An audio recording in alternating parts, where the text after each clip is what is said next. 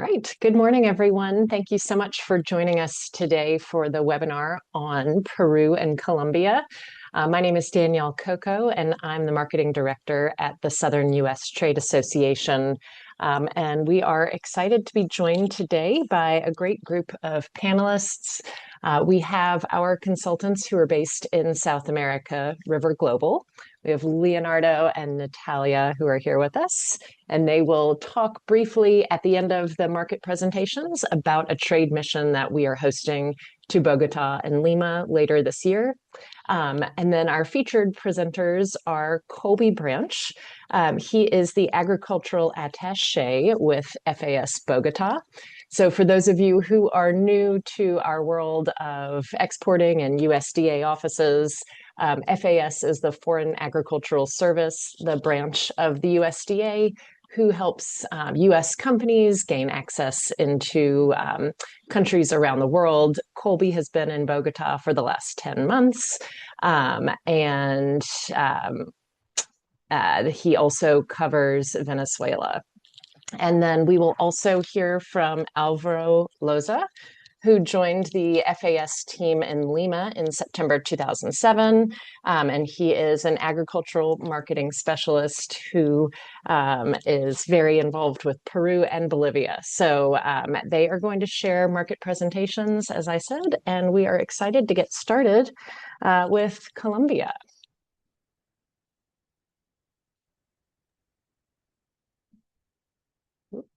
There we go. Thank you, Danielle. Is that my cue? Yes, sorry, that is your cue. Yes, so now we'll hear from Colby. Great. Thanks, Danielle. And good morning, everybody. It's a pleasure to have the opportunity to speak with you all ahead of your upcoming visit to Colombia. I understand you'll be coming in late August. And I think it's a great time to be coming, as I'll discuss in a little bit in my presentation. There are presidential elections occurring this year, happening later this month. And the new president will be inaugurated in early August. And so you guys will have kind of the first opportunity to hear straight from producers during your meetings and travel throughout Colombia as far as the new environment, the regulatory prospects, and any upcoming changes within those first 100 days of the new administration. So as Daniel said, my name is Colby Branch. I'm one of the agricultural attachés with FAS Bogota. We cover Colombia and Venezuela. And I guess if I could just give, if you guys take away one thing from this presentation, I just want to kind of drive the point home that Colombia is a proven high growth market for U.S. agriculture. Last year, the U.S. agricultural exports totaled 5.1 billion. It was a record year. A lot of that is underpinned by the bilateral FTA that we've had since 2012. That's largely eliminated tariffs and created a very competitive playing field for U.S. producers. There's a strong demand for U.S. products. There's rising demand for U.S. Agricultural products, which I'll get into. But the market is not without its regulatory headwinds. But we have an excellent office here of 10 people. They're exceptional, and we're here to help you navigate that and connect you straight to importers. So with that, we can kick it off, I guess, to the next slide. I go into a little more detail about the staff, so we can get right into it. Next slide, please. Oh, yep, sorry. No, you're good. Great. So here's a little snapshot of the office.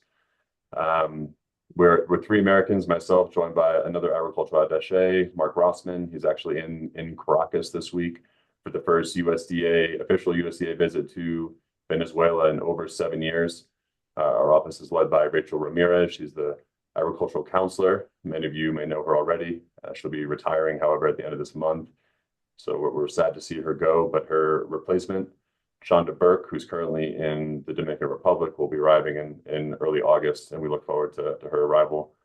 We have 7 local staff, 4 agricultural specialists who primarily focus on trade policy and reporting, and 1 marketing specialist, Anna Salinas, who you may know. She's an army of one.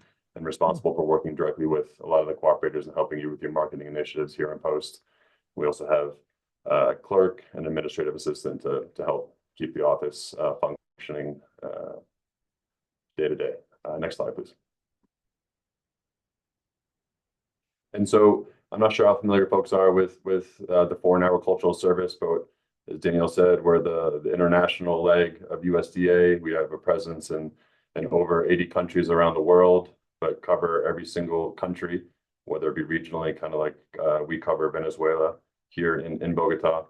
And these are what I would say the four pillars of our agency. Trade policy here in Colombia. Like I said earlier, we have a bilateral trade agreement, the U.S.-Colombia Trade Promotion Agreement that entered into force in 2012. And so on the policy side, a large responsibility of ours is to monitor and enforce the agreement. And that means that any draft regulation or decree that comes out, our office reviews the text for any issues that may contravene international obligations or disproportionately affect U.S. producers. And we work with the government of Colombia, Colombian importers, U.S. exporters, and the full spectrum of U.S. interagency to ensure that we have a fair and open market for U.S. products. We also work a lot with biotechnology. Colombia has a developed and sophisticated regulatory framework for biotech. This administration has been a little more difficult. The Colombian administration has been a little difficult to work with on biotech. I can answer any questions about it later if folks are interested in that. But our office frequently engages with the executive and legislative branch to ensure that new events are approved to avoid any asynchronous issues when it comes to U.S. grains and biotechnology products. On capacity building, we previously had a lot more active programs, but the U.S. administration, reprioritized foreign policy objectives, and so we're left with one. It's called Fertilizer Right. We work with Colombian producers of rice and bananas to help them with more precise applications of fertilizer. We import a lot of tropical fruits like bananas, and so there is a U.S. interest in ensuring that, especially under these times of shortage of fertilizer, that foreign producers are also utilizing it to the right amount. On reporting, our office and offices around the world for FAS publish what's known as GAIN reports, the Global Agricultural Information Network. It's an open source depository of reports around the world. It's a free service that USDA provides for anybody. But we here in Colombia produce 18 required reports every year. On the commodity side, that's things like corn, grains, livestock, ethanol, coffee, products that Colombia produces, trades to inform our policy, our decision makers back in Washington and anybody else looking to access the market. In the market development, we have let's say our flagship promotional campaign is known as Support USA. It's multifaceted. There's a web series. There's a website, supportusa.com. I encourage you all to go check it out, where we, and into social media, obviously across the board, we promote U.S. products through recipes and things of that nature. We also do trade missions and shows. Our marketing specialist, Anna Salinas, has recruited and will be accompanying a delegation to the Sweets and Snacks Expo in Las Vegas next week. It's just one of the examples of ways that we help to connect exporters directly to importers. Next slide, please. Here's by no means a comprehensive list, but many of the cooperators that we work with, we're very proud that there's a lot of interest in Colombia. And so, as you can see, Susta's on there, but Colombia has a wide demand of products across the U.S. agricultural spectrum. So we work with a lot, and we're very happy. Next slide, please. And so Colombia at a glance, for those who may not be familiar with the country, when you come, there's over 50 million people within Colombia, so a large middle class looking to buy new and exciting products. They do follow U.S. dietary trends as well to kind of see what's next. But it's highly decentralized. There are second-tier cities with large populations like Medellin, Cartagena, Cali, Barranquilla, cities that you may have heard of that have their own culture and diet. And so it is a fun country to work in because you get to kind of tailor marketing campaigns to different cities. There's 4 main ports. The primary, more than 50% of imports come through the Pacific port of Buenaventura. But then on the Pacific, on the Atlantic side, or the Caribbean, the primary port is Cartagena, but there's also Santa Marta and Barranquilla.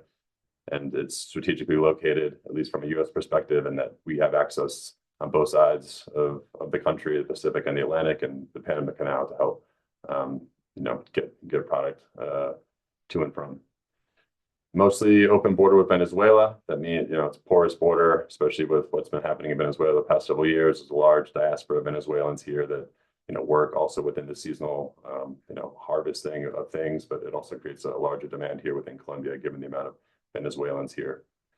And lastly, given the location, as close to the equator, allows for year-round agriculture and allows for this kind of collaborative bilateral relationship. And insofar as we import a lot of tropical fruits from Colombia that they produce year-round, and other things like coffee, and we export a lot of the other products that they don't typically grow. So next slide, please.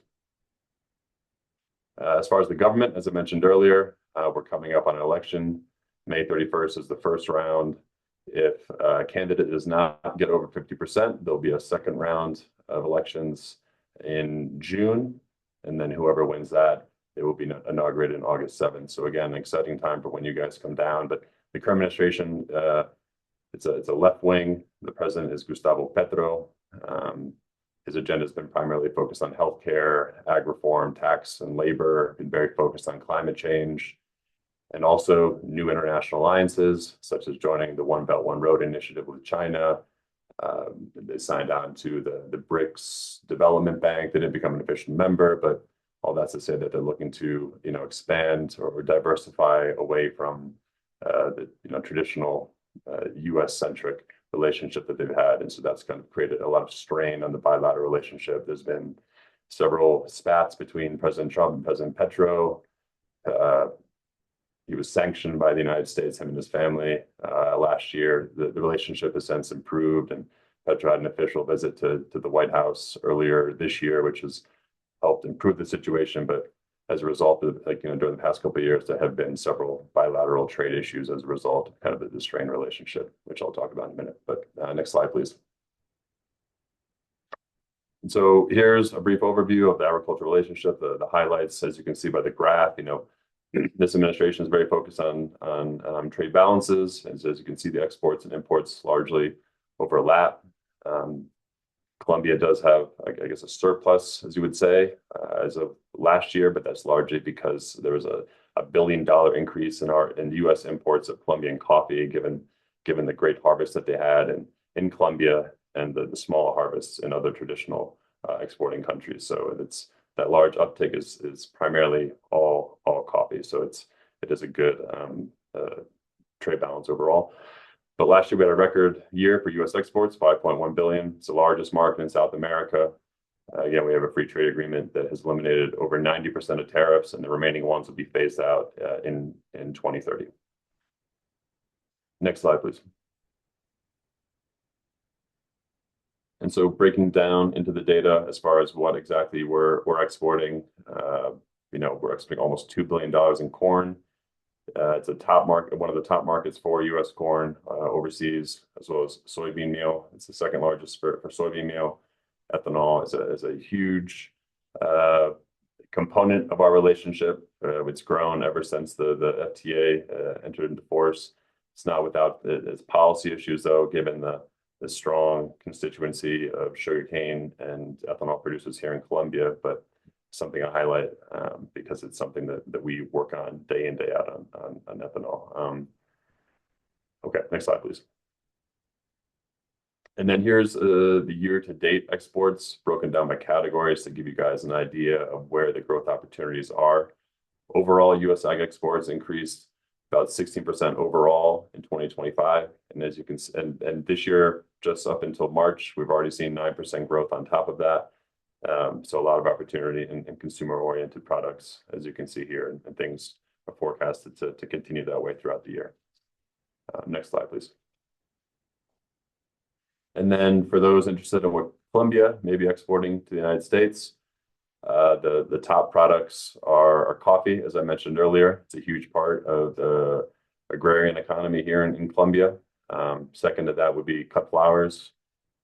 One of the peak the two peaks are the Valentine's Day and Mother's Day in the United States. So it's very much an export-oriented industry here that's reliant on U.S. demand. And so one of the periods just passed. So you'll go to the supermarket, a lot of the flowers you'll find are from Colombia. And then after that, things like bananas and tropical fruits that there's a year-round production of here in Colombia. Next slide, please. And looking further into this consumer-oriented products, which I understand a lot of you folks are interested in, and members may be particularly interested in, and kind of shows the overall imports from Colombia and where the U.S. market share falls. So as you can see, we have a strong market share when it comes to pork, poultry, food preparations, dog and cat food. Dog and cat food is a huge market here, and it's growing, similar to the U.S. phenomenon of the declining birth rate. It's no different here in Colombia. A lot of folks bought pets during the pandemic, and so that trend continues to rise, and something that we're monitoring and working with closely. Also, healthy foods and ingredients, very similar to the U.S. trend going on as well. Colombia is looking to be more. Colombia is more health conscious, reading the labels, and so. Okay, next slide, please.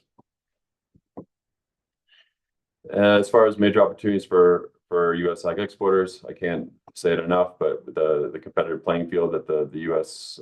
Colombia Trade Promotion Agreement offers, the FTA, all tariffs and TRQs will be phased out by 2030. Growing urbanization, over 80% of the population lives in cities, looking for trends. Going out more, eating more, as a growing hotel retail sector. And as I mentioned, the growing demand for healthier food. E-commerce is skyrocketing. This photo here on the top right, it's called Rappi. When you guys come, and when you're in Bogota, you will undoubtedly see it. That's kind of like the Uber Eats version in Colombia. They're absolutely everywhere. You can get anything from a wrench to a sandwich delivered anywhere in the city, and so it's a very common way of commerce now. Okay, next slide, please. That doesn't mean there's not any market constraints. The peso, or the Colombian peso, has been fluctuating. Inflation's been an issue. It's forecasted to be between 5% and 6% this year, and so that does come into consideration when considering contracts and working with your Colombian importers. There is a complex regulatory environment when it comes to new product registrations and nutritional regulations. This little timeline on the right kind of is one quick, easy to read example of how things do change relatively quickly. Between 2023 and 2026, these are all the different labeling requirements that Colombia's introduced. There's the front of package labeling examples, then the little photo, which has now become fairly commonplace throughout Latin America. But just last month, Colombia introduced a new ultra processed warning to be introduced, and so it's something that we're currently navigating, and it's something we're concerned about, working with Colombian importers and producers as well. Okay, next slide, please. And just other things going on within the policy space. As I mentioned, there's a strained bilateral relationship, or at least there has been under this administration compared to previous Colombian administrations, including they banned all poultry and beef 2 years ago, and it creates a lot of uncertainty in trade. And Colombia has been a very strong trading partner, and so it's something we're still continuing to navigate and watching the elections closely to kind of see which way it will go. There's obviously a lot of uncertainty with that, but then it brings with a lot of opportunity as well, with depending who wins. U.S. ethanol currently faces a countervailing duty, which we continue to work with Colombia to try and remove. They have a port observer system, which I think is unique to Colombia. I think it might be the only place in the world where they allow private industry, like one private industry representative from that sector, to be at the port with the regulatory authority to review imports, which is obviously an incredible concern for the U.S. government, for U.S. industry, and we're continuing to work with them on how to make it not be a conflict of interest. Obviously, Colombia has its own market access of its own. A lot of them are tropical fruits, but it is very important for Colombia, and there's never an opportunity where they don't bring it up with the U.S. Stuck shipments is also a big issue here. So for all of you on the webinar, if you ever have an issue with a stuck shipment, please reach out to us immediately. Don't question it. We're happy to work with you and the Colombian regulatory authorities to unstuck the shipment. Next slide, please. And real briefly, as we wrap up, just an opportunity to talk about some of the marketing opportunities here, which I think is more relevant to folks on the call. As I mentioned, Sabor USA. We work with SRTGs, cooperators, departments of agriculture across the U.S. Our social media accounts have over 100,000 followers. If you go to Sabor USA or any of our socials, you'll see kind of what exactly we do. Next slide. These are some of the, just photos that accompany some of the posts, just to give you guys an idea, promoting U.S. cheese, pork, Alaskan seafood, partnerships when it comes to the World Cup, Turkey around the U.S. holidays, things of that nature. Next slide. And coming up in a few weeks is the biggest food and agricultural trade show in Colombia. It's called Alimentec. It's biennial, happens every 2 years, and this year it will be endorsed by USDA, which is the first that's happened. And so it brings a lot more attention and support from Washington as far as what we can do. And we'll have the largest U.S. pavilion in history, over 30 U.S. cooperators. On-site sales last time the show occurred in 2024 reached over 4 million. So it really is the premier event for our marketing side, and we're looking forward to it and very busy over the next couple of weeks as we approach. Next slide. And that's it. That's our office mailbox. If you guys have any questions, happy to answer some now as well. But if you ever have any question or a stuck shipment, this is definitely the email to reach out to. Thanks very much. Great. Thank you so much, Colby. And I think what we might do is open it up for questions now for Colby in the Q&A, or you can raise your hand if you have any questions for him about Colombia. Oh, and I do see two. Enrique, I'm going to go to you first, and I'm just going to unmute you. Or I asked you to unmute. If that works. Hey, Enrique, I think we can hear you if you talk. Okay. Hi. Good morning, everyone. Great presentation, Colby. Thank you very much. Generally, for a question for everything, for all the meeting in Zoom, are you going to share the presentation by email? Yes.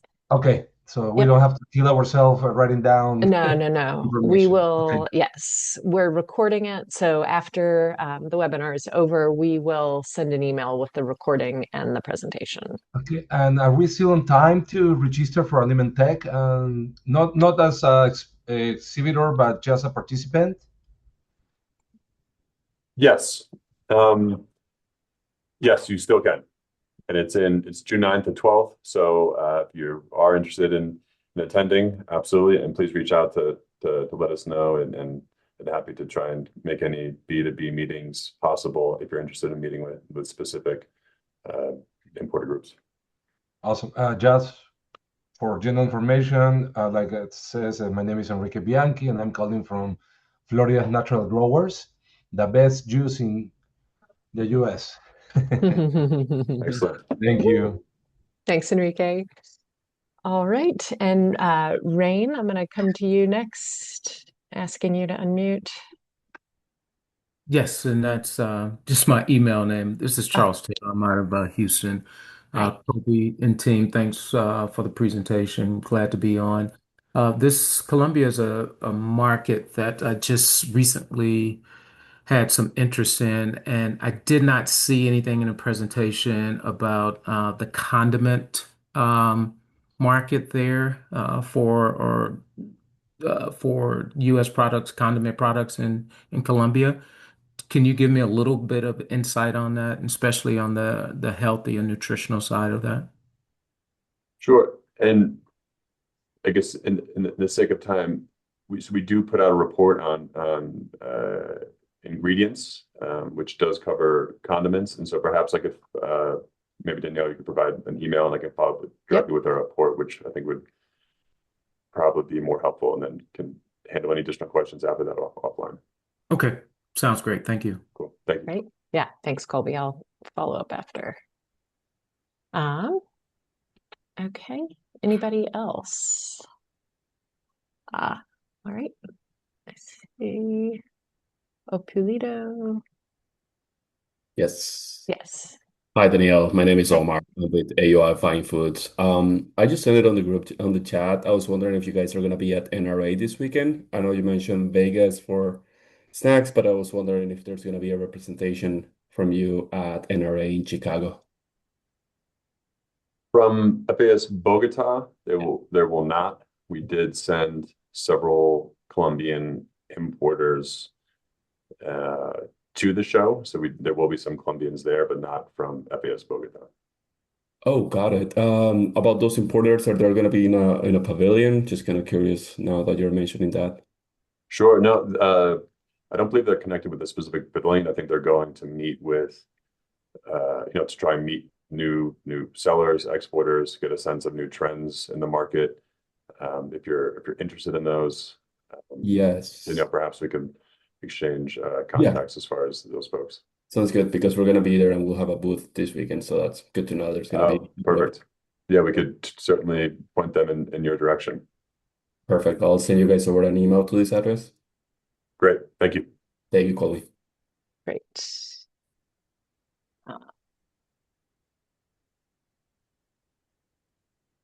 Okay, and Hector. Yes, hello. Thank you for the presentation. I'm Hector. I'm with Caudell Sprouting, and I had a quick question regarding the event that you guys mentioned, Alimentec, down in Colombia.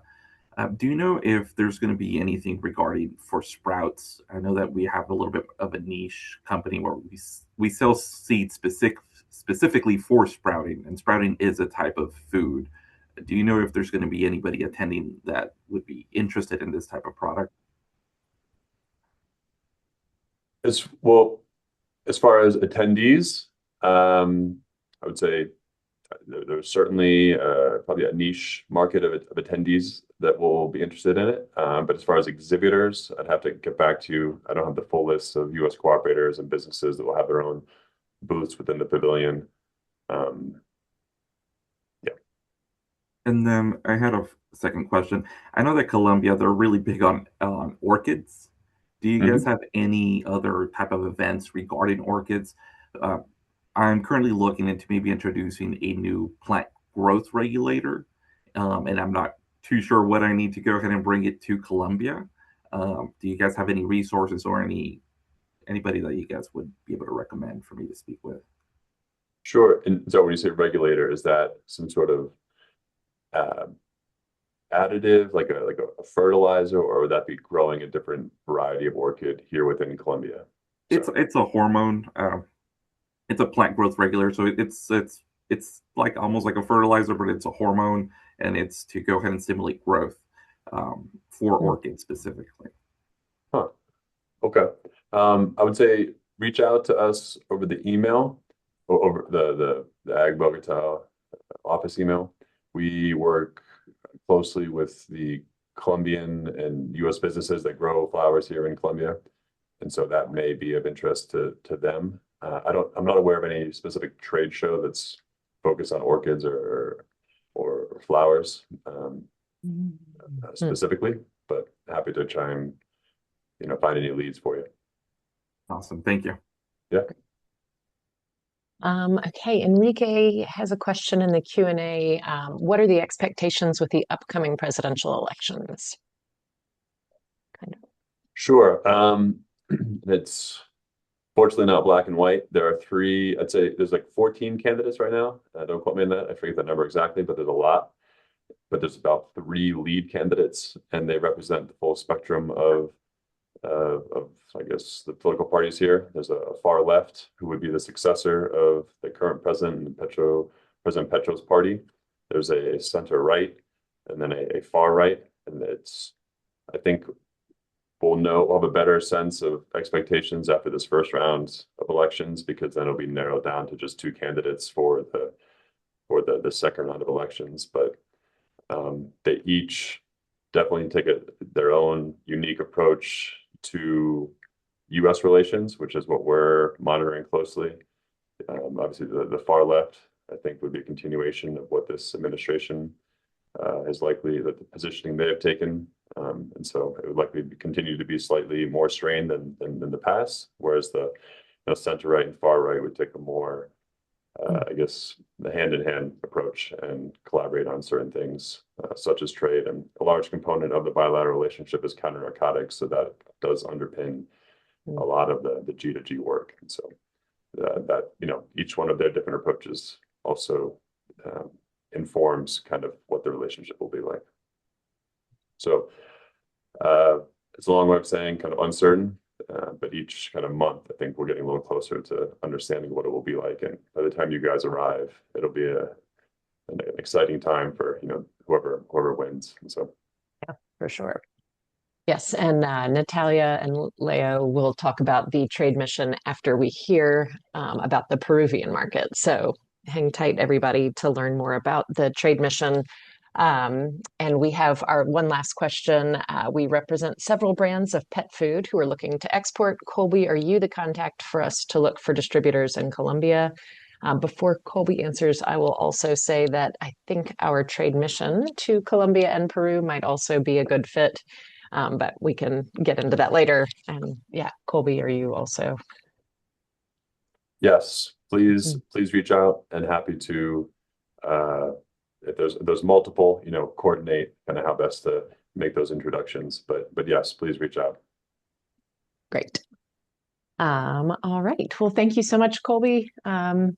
That was wonderful. And I'll link you up with everybody who had questions, or this is Colby's email, of course. So, all right. Now thank you very much, everybody. Yeah, absolutely. Take care. We're going to move south now to Peru. And we are going to hear from Alvaro Loza, the ag marketing specialist in Lima.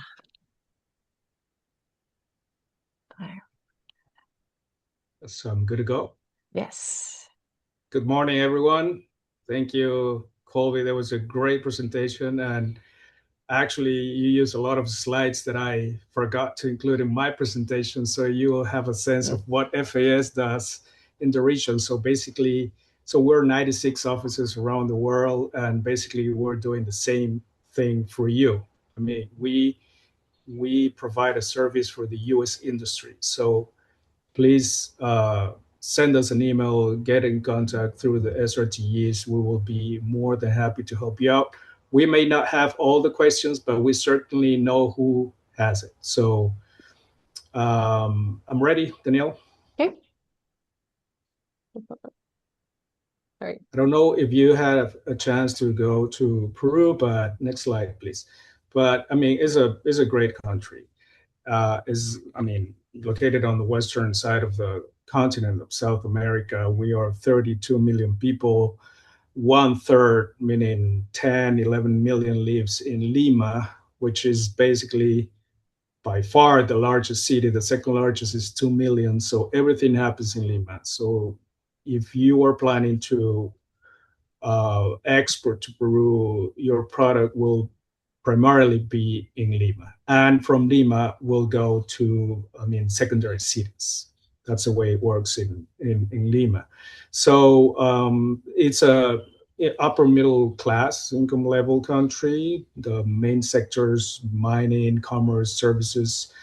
And in terms of agriculture, even though it represents only 5% of the GDP, we have, it's probably the sector that employs most of the people in Peru, especially the lower income segments. Next, please. So Peru has had a vibrant economy in the last 20 years. And it was especially since the implementation of the trade agreement with the US, which, by the way, was the first one.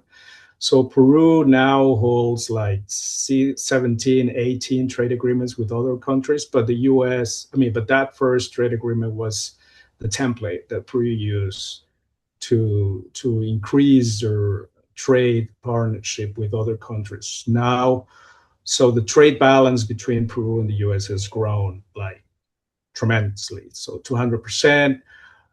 Grew from 1.5 billion to in 2009, where the trade agreement got into force, up to almost $7 billion. So there's a surplus on the Peruvian side. Basically, Peru exports fruits and vegetables. Probably you'll see it in Walmart or Trader Joe's or Costco. Blueberries, avocados coming from Peru. And that last year, 2025, was close to 6 billion, while the U.S. Exports are are close to 1 billion, and that's basically because we're not competitive on the commodity side as Colombia is, right? I see Colombia show you that, they import almost $2 billion in corn. So that was one of our main commodities, but not anymore. We have a stiff competition in the region: Brazil, Argentina, and Peru also produces corn. I remember when I got into this position, Peru produces or demanded, so Peru's market demanded like 2 million tons of corn. Now Peru demands 5 million, but Peru only produces 1 or 1.5. So the rest is coming from Argentina, Brazil, basically. So the same story in soybeans, but we're trying to regain terrain, especially on the soybean sector. And as Colby mentioned, ethanol is now one of the priorities. So just to give you, this is just as an informative tip, this is Peru currently has a 7.8% ethanol blend mandate. So we're trying to work with the government to increase that to 10, given all the benefits, environmental benefits that represents. So next year, and that will represent, so that difference in trade will represent probably $100 million more for next year if it happens this year. But anyway, so in the case of the US, I mentioned $1 billion, but it represented a 10% growth with respect 2024. And it was basically given by the growth on consumer oriented, which is the category that you are working on. Next, please. So, here's a chart. You see the difference. And it makes sense. The United States is a way larger, market for U.S. exports. For Peru exports, while Peru has been growing, especially on the retail sector. But as I mentioned, the commodity category is the one that lost market throughout the years.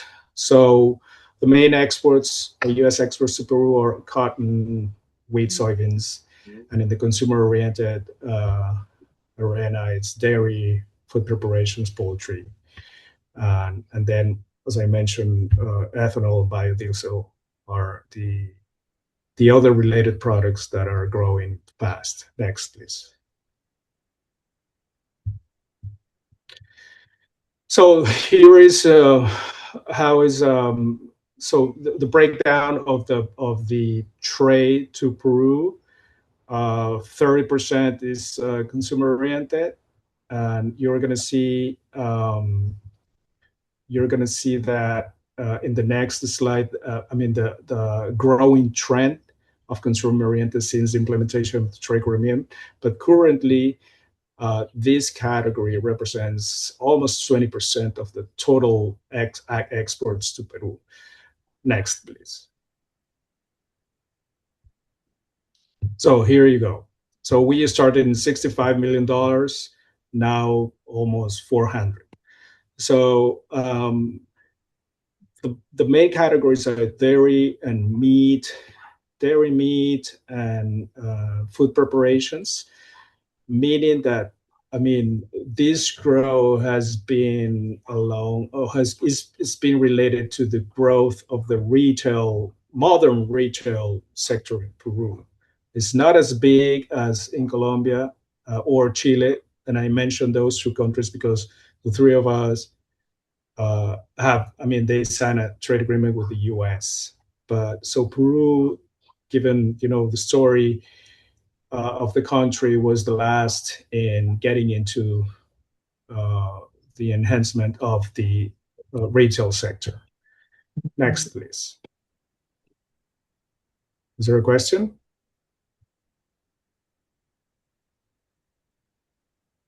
We can go to the other one.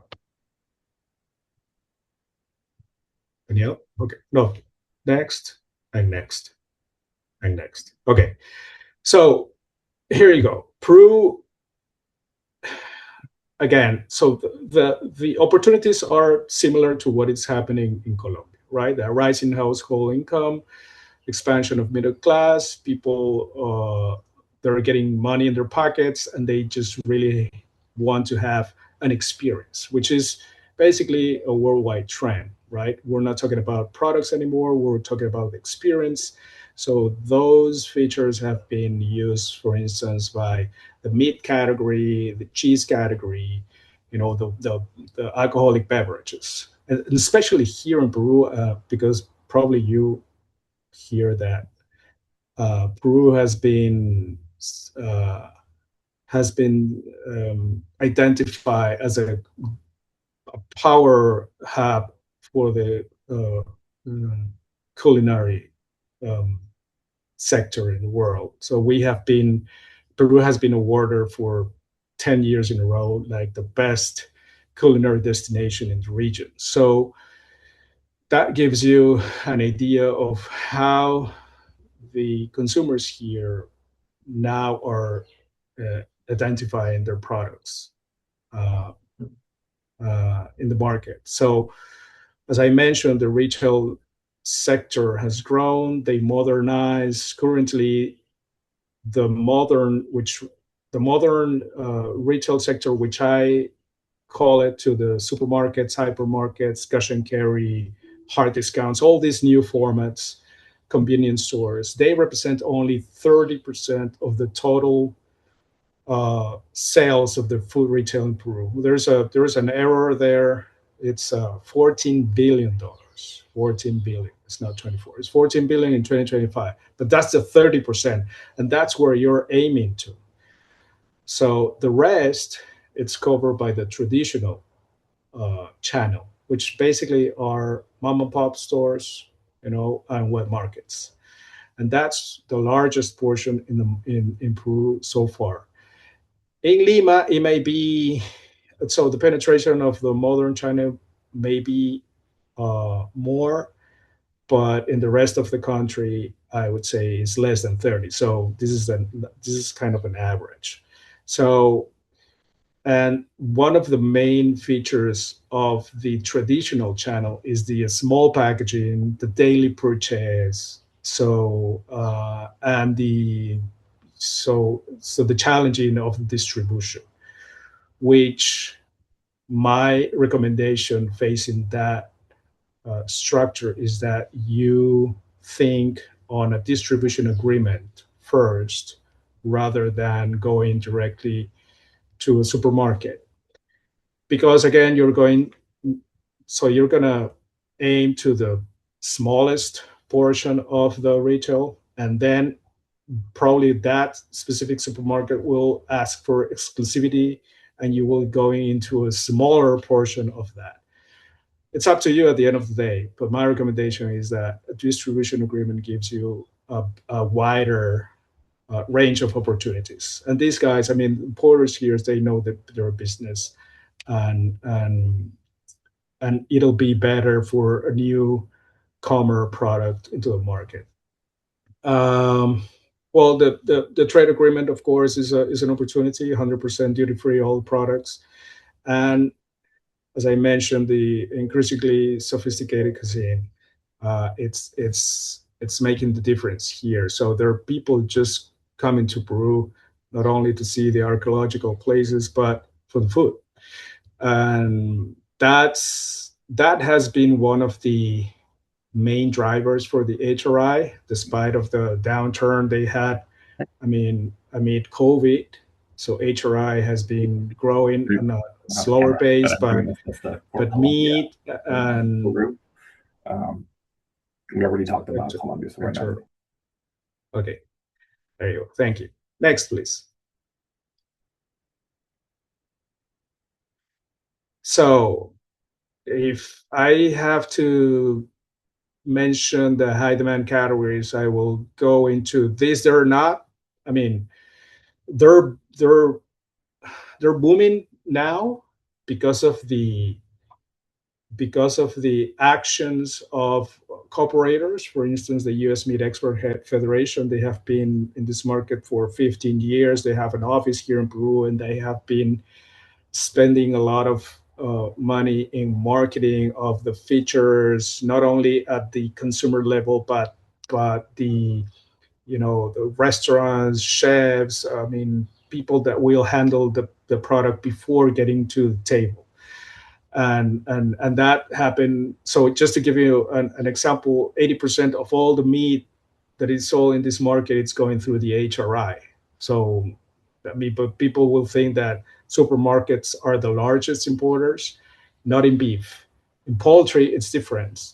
There's one supermarket that they import 40 containers of chicken leg quarters per month. We like chicken a lot, even though we produce a lot of chicken, but the price is so low that, I mean, and the consumption is really high, 62 kilos per person per year versus 6 or 7 kilos of beef per person per year. So we do like chicken, and there's a great opportunity there. And that's one of the most important consumer-oriented products that was benefited by the trade agreement tremendously. So in the case of dry products, which is basically, I mean, your sector, snacks, processed food are demanded. They know the quality. They understand the quality not only of the product but the packaging of the U.S. The problem is the presentation, right? So the product has been developed for the U.S. market. And I mean, you like the larger presentations. Here we do, but it will be more expensive. So usually supermarkets importers are trying to bring the medium or small size packaging, because in terms of price it'll be better, and people, I mean, they don't usually buy these huge presentations. One of the supermarkets here, it's owned by the Chilean Cencosud. I mean, it used to be Peruvian one supermarkets. They have like 20 stores in the country, and Cencosud acquire fresh. It was I think the name of the supermarket in the States is Fresh Market. So they're bringing products from that supermarket. The largest presentations, I've seen those in the shelves. Nobody buys because they're too big. So just go into the medium and small packaging. That's going to be the preference. And of course, the health and wellness industry is growing everywhere. So now we have specialized, not too many, but we have specialized supermarkets for this type of products. And there's a wide range of, similar to the corner stores, but stores that are selling only this type of products. So registration is not a big issue. I mean, it's a little different, demands more documentation, but it's not impossible. Next, please. So before I'm getting into this, let me tell you a little bit about the regulatory framework. So we have two agencies. The One covers raw products, beef, milk, eggs, and the other one, which is similar to FDA, covers the processed products. So you will be dealing with both. We do have cases of stuck shipments, but it's basically for raw products. And it was because the certificate was not clear, or there's a stamp that is not clear, or something like that. In the case of processed products, you only need to get a registration number. So you need to register that in the equivalent to FDA here. And that's paperwork. And that's basically done by the importer. So you cannot export if you don't have that registration. But once you have it, you will not have any issues. 19 years in this position, probably I had just one case of a stuck shipment of processed products, because it shouldn't be a problem. And it was related to the lack of the registration. So that's my point. So I heard that one of the companies you're holding seeds. Probably you will need a phytosanitary from APHIS on that. So it's not a big problem. The importer will need to get an import permit from the local sanitary authority here. You will need to provide the APHIS certificate, and that's it. And of course, there will be an inspection report. And if your product there are some specifications for weeds or other strange materials. Of course, they're going to inspect and in order to be sure that that's clear. But other than that, it's not that complicated. Going into the best practices, please, before you get into any country, get in contact with FAS. We have a website. You will find a list of all the offices there. Send us an email. If we don't respond, send us another email, but we will respond eventually.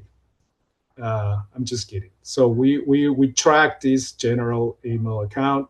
That's the first thing that you should do. Just to give this information, I wish I had more time to just compress all the information we have about Peruvian market, but this is just a glance. There's some common things, especially in South America, but each country has its own, features. So just get in contact with us, and we will be glad to help you out. Then I already mentioned it. Importers. These guys, they know the market. They have the network. They know the bureaucracy. They know the regulations. Work with them. Try to find a way. And once you get the agreement with those guys, try to help them using these great programs that all the SRTs has for the newcomers into the market to help them with marketing dollars.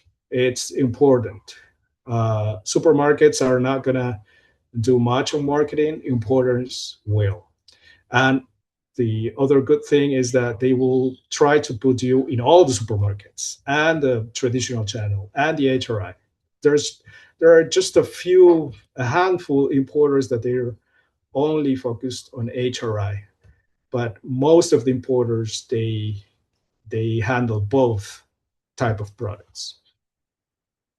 The other one is ensure all the products meet the regulations, and we have detailed reports that you can read. It's a 20 pages report. I know there's a lot of information, but again, get in contact with us just to go into the detail of whatever specific questions you have. And again, the importer will be useful for that. And then I mentioned this, marketing support is important here. So the importer will also invest in that, but we're trying to get into a supermarket in which the shelves are packed of products, and it has to be differentiated. It needs to have the correct size, and it will need to get the correct advertisement for that. So that's really important. Those are my main suggestions for you if you want to get to any country in the region. Next, please. Okay, just the last message. Success lies in quality, compliance, and partnership. Again, this is the email account of the office. I track this email every day, so I will not miss any communication if you're willing to do it. I'm more than happy to answer your questions. Thank you. Thank you, Alvaro. That was great. Very exciting. If anyone has questions, now is the time before we hear from Natalia and Leo about the trade mission. Enrique, I see that your hand is up, but I'm not sure if that's from before. Actually, it was for before, but also I have a question for Alvaro. Sure. Now that there is a second round presidential elections, what are the expectations as American Foreign Agriculture Service Department in Peru? Well, that's $1 million question, Enrique. So yes, we had elections. The first round was on April 12th. The presidential runoff is scheduled for June 7th, and we have two runners. One is Keiko Fujimori. If you heard about Fujimori, was president back in the 90s, and she's his daughter. She's been running for a long time. I think this is her fourth time. And she represents the right wing of the political side here. And the other runner is Roberto Sanchez, which is the representative from the left wing. And it's related, Roberto Sanchez is related to the former president Castillo, who now is in jail because he tried a coup. So that gives you a bit of a sense of what would be the scenario if Roberto Sanchez wins. So I don't have a final questions. Population is divided, and especially since there was a lot of turmoil around, how the elections were carried. So we expect that Keiko Fujimori find a way to get along with the other right-wing candidates. So just to give you numbers, there were 35 candidates, which I would say 5 or 6 are from the left wing, and the rest are from the right wing. So Keiko Fujimori will need to get along, especially with Lopez Aliaga, who was in the third position, and he's the one complaining. So the OMPE, which is the entity in charge of declare who is the winner, who is the president, they haven't count all the votes yet. So the elections happen on April 12th. There is a lot of fear about getting the final results. We're not sure what's going to happen, but they said that they will come up with the last results on today or by the end of this week. So just check the news. Hopefully, everything will go the way it has to be, and we will have more. We will have more time to rebuild the economy. We had 8 presidents in 10 years. Wow. This is not normal. This is not normal at all. So it's just the regular term is 5 years. But after Castillo, there were a lot of, before Castillo as well. So there were a lot of, so the political situation was not good. So Castillo, he was removed, and then entered Dina Boluarte. Then she was removed, and then we have 3 more presidents after she was removed, and that happened like 2 years ago. So we're good people. We like food, but we're not that easy on the political side. Okay, thank you very much.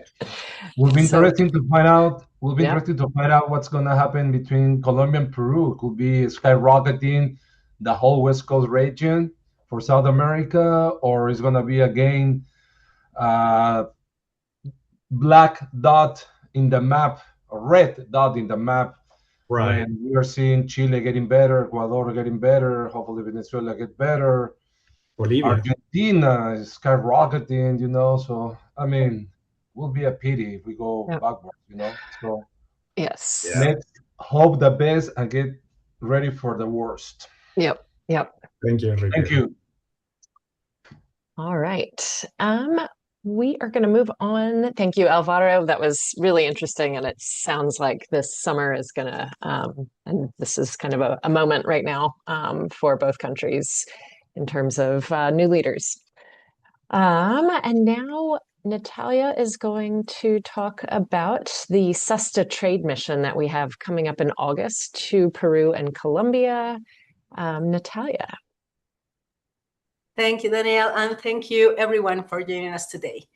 After hearing the market insights from FAS Colombia and FAS Peru, I think one thing becomes very clear. It's that we are not talking about emerging opportunities. We are talking about active markets that are looking for U.S. products. And that is exactly why this mission was designed, to help U.S. exporters contact with qualified buyers, better understand the market on the ground, and explore realistic business opportunities in 2 of the most dynamic markets in South America. My name, as Daniel mentioned, is Natalia Medina. I'm part of River Global. We are SOSTA's consultant in South America. We are in constant contact with importers, distributors, industry stakeholders across the region. And one thing we consistently see is this: relationship matters in South America. So yes, virtual meetings help, emails help, but being physically present in the market changed everything. So this mission was specifically designed to create those real connections. Next slide, please. The main objective of this mission is connect with qualified importers and distributors, understand retail and consumer trends, explore market entry opportunities, learn pricing and competitive dynamics, build direct relationships, and identify export growth opportunities. So this is not simply a visit. It's a structured and business-focused trade development experience. Next slide, please. Okay, about the itinerary, the mission will begin in Lima, Peru. On August 24th, we will have, or the participants have the opportunity to attend a market briefing and a retail tour. On August 25th, companies will participate in a full day of pre-arranged one-on-one meetings with qualified buyers and industry stakeholders. Then on August 26th, the delegation will travel to Bogota. In Bogota, on August 27th, we will have a market briefing and a retail tour in the morning. And then in the afternoon, the first session of one-on-one meetings. Then on August 28th, we will have the second session of one-on-one meetings. The reason why we will have 2 sessions in Colombia, it's because it's very uncommon that people attend meetings on Friday afternoon, and August 28th, it's a Friday. So that's the reason why we will have 2 sessions. Sorry? Okay. One of the advantages of this mission is that participants will experience 2 different markets with different consumer dynamics, distribution structure, and commercial opportunities within one single trip. But while the mission was designed to be like multi-country activity, covering both Peru and Colombia, companies may also have the opportunity to participate in only one of the two countries, depending on your export objectives or strategic priorities. So this provides flexibility for companies that may have business in one country, or maybe if you have interested in exploring just one specific country. Next slide, please. Okay, what is included in the fee? As I mentioned, pre-arranged one-on-one meetings, market briefings, and retail tours, interpreter if you need it, in-country transportation in Bogota and Lima, this except the transport from or to the airport. Another thing that it's covered, it's the flight from Lima to Bogota, and shipping up to 100 pounds of samples. And if you don't mind, I might just pop in real quick. So I just wanted to emphasize this trade mission, our missions are designed to obviously make all of this feasible for small businesses. So it's only a $600 participation fee. And I just want to, emphasize that it's so much is included. And you know what I'm realizing too, it's the one person's hotel room for each company is also included. So for the $600 fee, it's, not just the one-on-one meetings and the tours, but it's your hotel and the flight from Lima to Bogota. It's such a good value if this is an interesting market or these are countries that you want to explore. So I just want to really emphasize that too. Okay, thank you, Danielle. Next slide, please. Okay, another advantage for US participants is that travel to both to Peru and Colombia is very accessible. So currently there is, US citizens don't require a visa for short business travel. As I mentioned, it's include a shipping up to 100 pounds samples through SOSTA's designated freight forwarder. And also eligible companies may apply for SOSTA's 15% cost share program. Next slide, please. And I want to close with one final thought. These missions are designed to help companies maximize the time during the travel. We will have a lot of business-driven activities, and the companies that usually gain the most value from these kind of trade missions are companies willing to explore, ask questions, build relationships, and understand the market firsthand. And please remember that South America is a relationship-driven region, so trust matters, and trust is built face-to-face. And this activity, this trade mission, will help you to create these opportunities. So we are very excited about the opportunities that this mission can create, and we truly hope many of you will join us in Colombia and in Peru this August. And thank you, everyone. Yes, thank you so much, Natalia. And if anyone has questions now, whether it's for River Global, Natalia and Leo, or Alvaro, he is still on, or me from SESTA. All right, and Karina, I'm going to go to you first. You should be able to unmute and ask your question.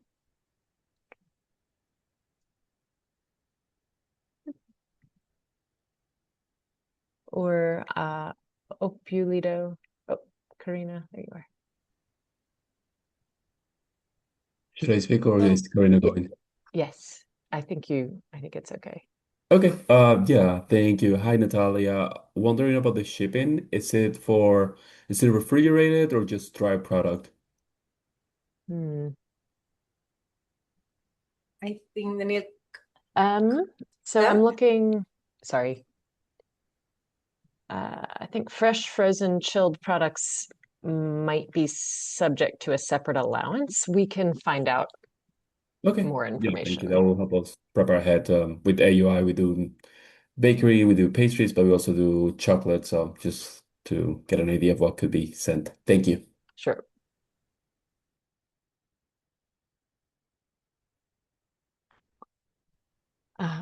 Anyone else?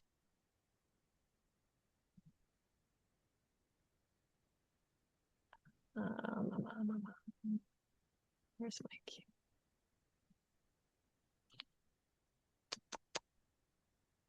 Is there a market for USA pet foods in Peru? Yes, of course. Of course, there's a market. But you need to know that there's the competition in the region is really, really, really strong, right? So I used to work in Cargill before.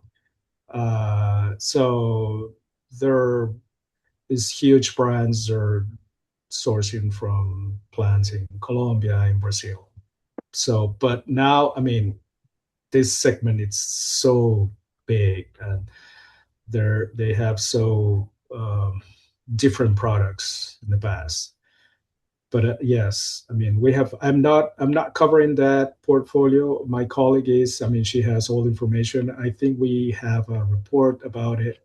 So yes, we can explore the opportunities for your specific product. Great. Will you be sharing the presentation? Yes. A question about SUSTA's cost share program. Yes, you can use our 50% cost share for this event. If you need assistance or if you would like to apply for a 50% reimbursement of your international round trip flight into South America. And if so, through the trade mission, we pay directly for one person's hotel room. But if you have a second traveler, their hotel room would be 50% reimbursable as well. So if you want to talk further about that offline, please send me an email.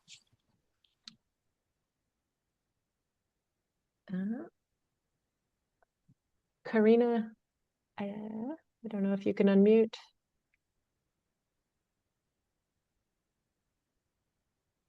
Oh, I don't know what happened. Do you hear me? Yes, there you are. Oh, thank you so much.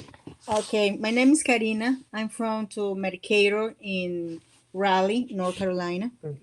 It's a question for Alvaro. Alvaro, thank you so much for your comment.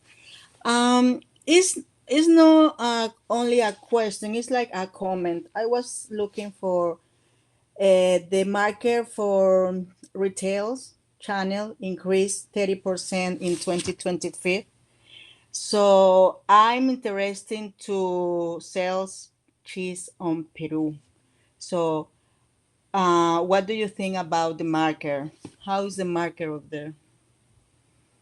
Hi, Karina. Nice to meet you. I've been in Raleigh. Wonderful. Amazing. Yeah, North Carolina is awesome. Anyway, good products, good pork sandwiches. Anyway, so you mentioned peas. This is like peas and lentils. Peas. I'm sorry, my English is not. Peas. Peas. Queso. In Spanish, maybe, Karina. It'll be helpful for me. Quesos. Quesos. Oh yeah, sure. Actually, we're working with USDIC. It depends. All right. I'm guessing that this is processed cheese, right? Sure. And yes, so sure. 11 years ago, 12 years ago, we helped out a brand, which is Crystal Farms, to get into the market. Up as of today, there's no other brand. Well, there are a couple more, but from the same company. But supermarkets are looking for that kind of cheese. If we were talking of the U.S. variety cheese, Munster and Colby cheese and cheddar, and all these varieties. Also, the Europeans, but I mean, we recently introduced a company they have a really good portfolio of that to one of the supermarkets here, because I mean they were asking me for that. But yes, I mean definitely. HRI is also an interesting sector for mozzarella, for wheel cheese. There are a lot of repackers here that they will be interested in if you have that kind of presentation. If not, the retail will be again. One of the things that I didn't mention is that, again, 1/3 of the population is in Lima. Everybody's here. Real estate is really expensive in Peru. So there is no more space for bigger formats. So what's happening is that the industry is going to smaller hard discount formats, similar to Aldi. Are you familiar with Yeah, Aldi? Okay, only. so that's what's growing here so fast. Mass is one of the brands that they are leading the segment, and they started, I would say, 5 years ago, and now they have over 2,000 stores countrywide. So again, and the reason they're growing is because, again, the real estate, and they're competing with the traditional channel. So small packaging, something convenient, daily purchases. So people just don't want to just go. I mean, going to a supermarket, given the traffic, and it's a pain in the neck. So this is the in the past we used to go to la bodega de la esquina, right? That's why the corner store, just to get things that we couldn't get on the supermarket or in the wet market. So that's coming again. So the convenience and the packaging and the price, those are the main combinations for products. Are you Thank you. coming for the trade mission, I think Karina? so. I You hope. Thank will. you. Great. Thank you. Welcome. All right, great. Oh, it looks like we have one more.